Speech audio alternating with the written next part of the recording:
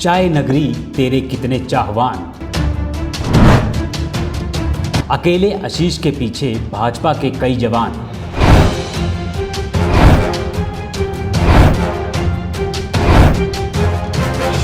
पालमपुर विधानसभा seat के आजकल कई चाहवान तैयार हो गए हैं।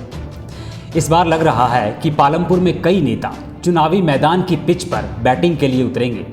कहा जा सकता है कि पालमपुर चाय नगरी में चाय की महक के कई दीवाने हो गए हैं। इससे पहले बात कर लेते हैं भारतीय जनता पार्टी की।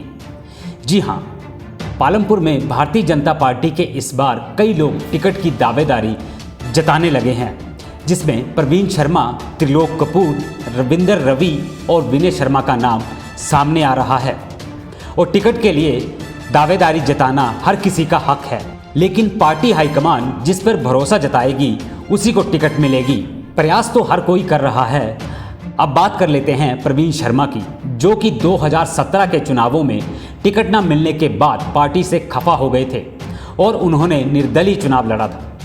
उस वक्त भारतीय जनता पार्टी ने इंदु गोस्वामी को चुनाव लड़वाया था और भारतीय जनता पार्टी को हार का सामना भी करना पड़ा। कुछ समय के बाद प्रवीण शर्मा दोबारा भारतीय जनता पार्टी में शामिल हो गए और उसी तरह वो लोगों के बीच जाने लगे जैसे वो विधायक रहते हुए लोगों से मिला करते थे। ऐसे में प्रवीण शर्मा पर पार्टी भी दांव खेल सकती है, क्योंकि प्रवीण शर्मा ने 2012 में कांग्रेस के गढ़ को भेद कर रख दिया था और पालमपुर की सीट को धूमल की झोली में डाला था। तो इस बार हो सकता है कि पार्टी हाईकमान उन पर भरोसा जताकर उनको भी टिकट दे सकती है। प्रवीण शर्मा के बाद दूसरा नाम त्रिलोक कपूर का टिकट के चाहवानों में चल रहा है और त्रिलोक कपूर भी लोगों के बीच जोर आजमाइश में लगे हुए हैं। हर दिन वे जनता के बीच जाकर अपना प्रचार प्रसार कर रहे हैं। ऐसे में उन्होंने भी टिकट पाने के लिए भरपूर जोर लगाया हुआ है। त्रिलोक कपूर बूल फेडरेशन के चेयरमैन हैं। त्रिलोक कपूर के कंधों पर भारतीय जनता पार्टी ने पालमपुर नगर निगम चुनाव की जिम्मेदारी छोड़ी थी और इस जिम्मेदारी को पूरा करने के लिए त्रिलोक कपूर ने भरपूर ताकत लगाई, लेकिन नाकाम रहे थे और कांग्रेस के पार्षदों ने यहां अपनी जीत दायर की थी। जिसके बाद त्रिलोक कपूर पालमपुर में अपना दबदबा बनाने में लगातार जुटे हुए हैं। यही नहीं, पालमपुर में रविंदर रवि, जो कि भाजपा में धूमल सरकार के समय में सिंचाई मंत्री रह चुके हैं, उनका भी नाम लिस्ट में शामिल है।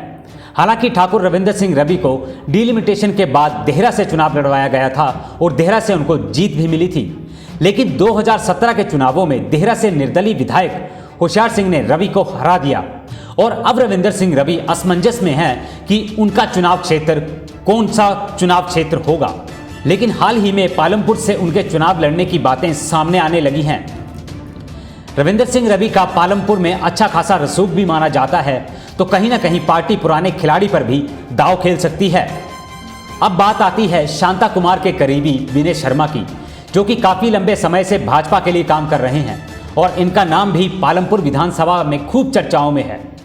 असल में विनय शर्मा शांता कुमार के करीबी माने जाते हैं और शांता कुमार के इशारे पर भी पार्टी हाईकमान अपना असर दिखा सकती है, क्योंकि शांता कुमार को राजनीतिक चाणक्य भी कहा जाता है। रही बात कांग्रेस की, तो पालमपुर में कांग्रेस के गढ़ को भेदना भाजपा के लिए आसान नहीं होगा, क्योंकि पिता की विरासत को बेटे ने संजो कर रखा है। जी हाँ, हम बात कर रहे हैं बुटेल परिवार की, जहां से कांग्रेस को नई जान मिलती है। पालमपुर में पहले बृज बिहारी लाल बुटेल को हराना मुश्किल था और अब उनके बेटे ने पालमपुर में अपना दबदबा बरकरार रखा है। पालमपुर कांग्रेस में टिकट के लिए किसी प्रकार की कोई भी होड़ नहीं है।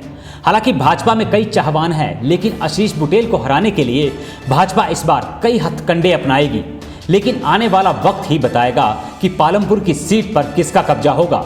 लेकिन एक बात तो तय है कि पालमपुर चाय नगरी में भाजपा के कई चाहवान हैं और आशीष बुटेल के पीछे भाजपा के कई जवान हैं। Manoj Dhiman, him express TV.